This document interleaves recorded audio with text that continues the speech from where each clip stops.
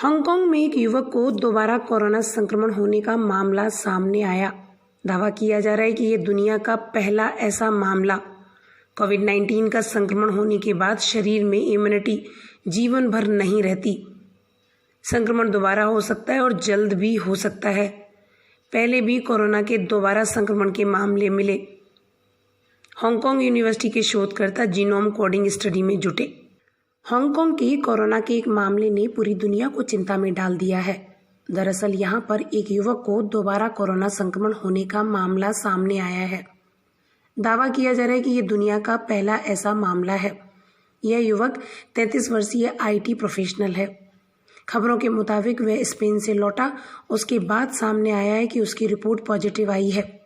4.5 महीने बाद ही वह दोबारा कोरोना से संक्रमित हो गया है।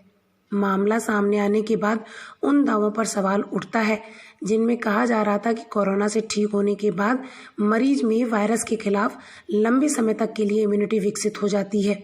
लेकिन यह युवक तो मात्र 4.5 महीने बाद ही फिर से कोरोना से संक्रमित हो गया, यानी कि मात्र 4.5 महीने बाद ही इसकी इम्यूनिटी खत्म हो गई। इस बात को लेकर शोधकर्ता काफी चिंतित हैं। हांगकांग यूनिवर्सिटी के माइक्रोबायोलॉजिस्ट केल्विन का कहना है कि हमारे शोध में यह बात साबित होती है कि कोविड-19 का संक्रमण होने के बाद शरीर में बनी इम्यूनिटी जीवन भर नहीं रहती।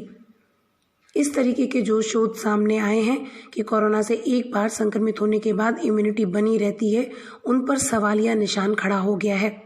संक्रमण दोबारा भी हो सकता है और जल्दी भी हो सकता है। माइक्रोबायोलॉजिस्ट केल्विन ने सलाह दी है कि अगर किसी को फिर से लक्षण दिखते हैं तो वे तुरंत जांच कराएं और तुरंत उपचार शुरू किया जाए और किसी भी तरीके की लापरवाही न बरती जाए। 33 वर्षीय यह युवक दोबारा संक्रमण होने का मामला स्क्रीनिंग के बाद सामने आया। वह इसी महीने यूरोपीय देश स्पेन से लौटा था और हांगकांग एयरपोर्ट पर स्क्रीनिंग के दौरान जब उसका PCR टेस्ट हुआ तो जांच रिपोर्ट पॉजिटिव आई। यह युवक 4.5 महीने पहले ही कोरोना से रिकवर हो चुका था और माना जा रहा था कि उसमें कोरोना से लड़ने के लिए इम्यूनिटी विकसित हो गई होगी, लेकिन ऐसा नहीं हुआ। हांगकांग यूनिवर्सिटी के शोधकर्ता जीनोम कोडिंग के जरिए यह पता लगाने की कोशिश कर रहे हैं कि युवक को दोबारा संक्रमण कैसे हुआ। इसके लिए कोरोना वायरस के 2 स्ट्रेन की जेनेटिक कोडिंग का विश्लेषण किया जा रहा है। पहला जिसका सैंपल मार्च और अप्रैल में लिया गया था और दूसरा जो यूरोप में जुलाई और अगस्त में पाया गया था।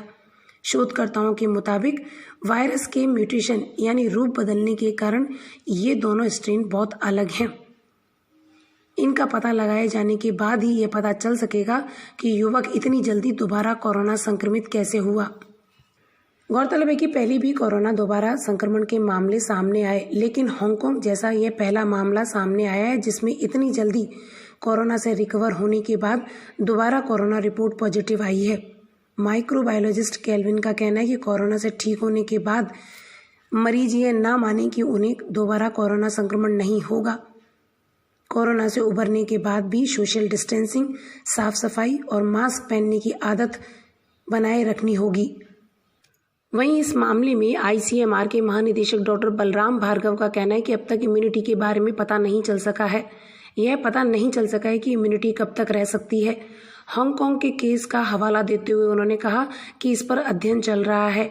अभी तक यह एकमात्र ऐसा केस है जिसमें वापस से संक्रमित होने की जानकारी मिली है और वो भी इतनी जल्दी।